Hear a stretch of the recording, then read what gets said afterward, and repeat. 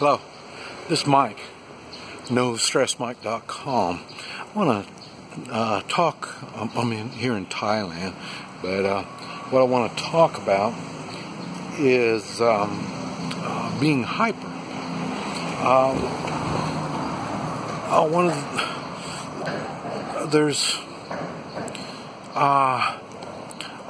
I've mentioned I've got dyslexia. My reading is difficult, but another thing is I'm hyper, and I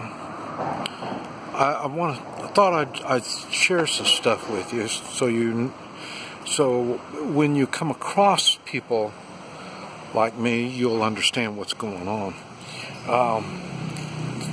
For one thing, do you remember when you were in school? And you had, there'd be one or two kids in the class that were real fidgety. They couldn't sit in the desk very long. I mean, they were, always ready to get up and get going, and they would be, they'd interrupt the class. Not so much by talking, but they would be doing things and stuff like that would bring attention to them. And it's not like they're doing it on purpose. Everybody's sitting and focusing on whatever the subject is. And then this one looks like they're daydreaming, or they might be, like I say, fidgeting, moving around.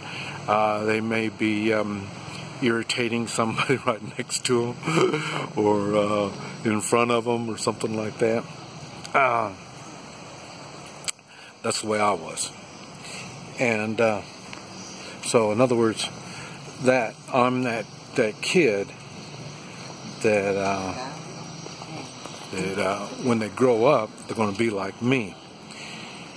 I say I was fortunate.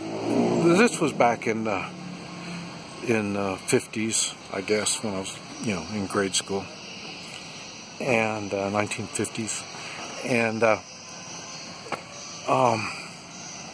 they would the teachers they had to teach back in those days, and so they recognized that I don't know if they recognized I was hyper, but they recognized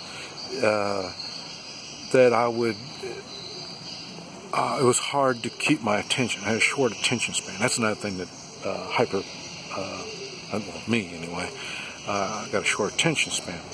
And so I'm good for a while, and then after a while they would send me out to the playground and pick up paper and stuff like that. And I'm like, oh man, great, I get to go out and pick up paper, so, and just things like that.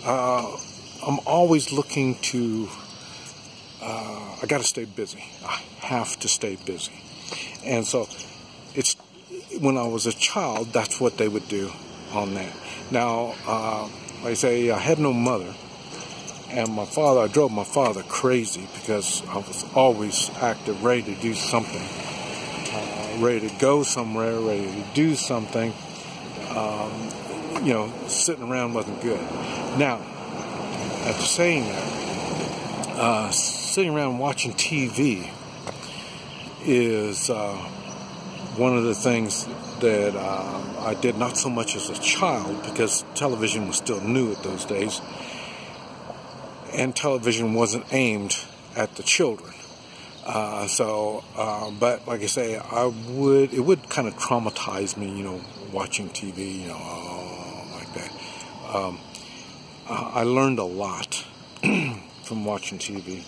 It's things like, Father Knows Best, and, My Three Sons, this type of stuff, where they would talk about morals, I guess.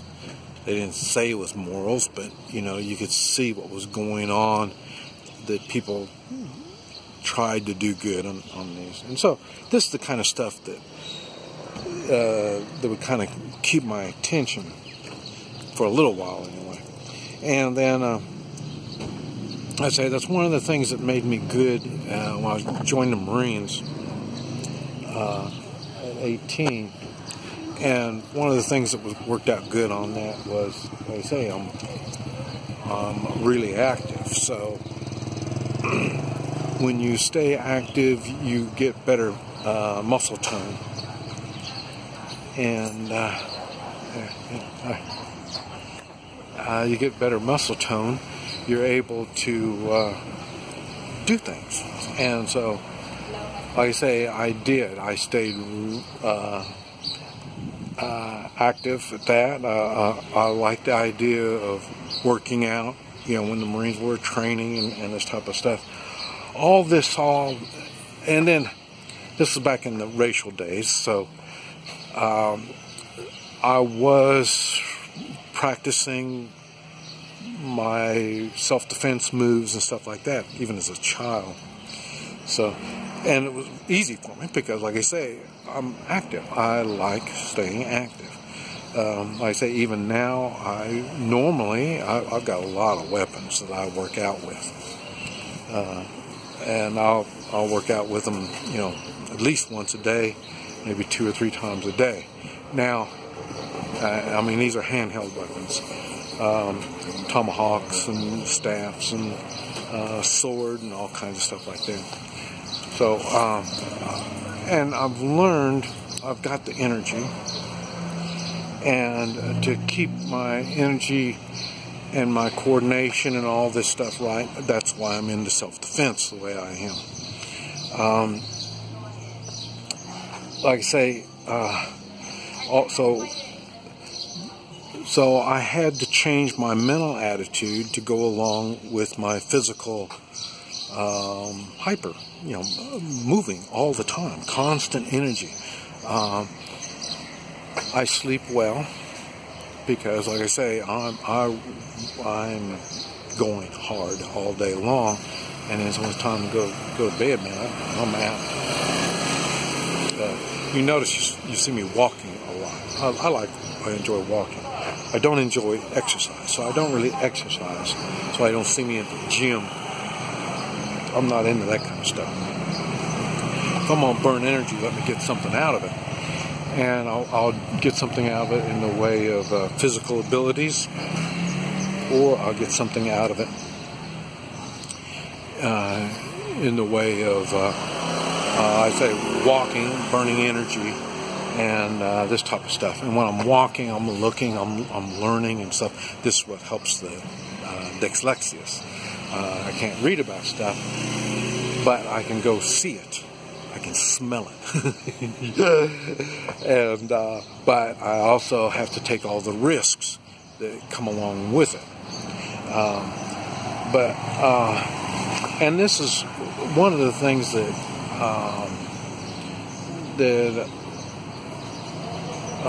my poor wife had to deal with. At 22, I'm sure she didn't understand me being hyper, just like I didn't even understand what being hyper was when I was 22.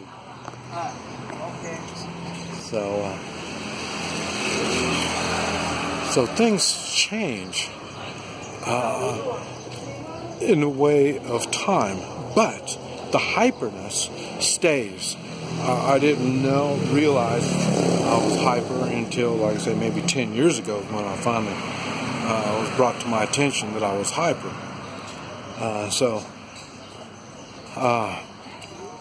Movement is the thing.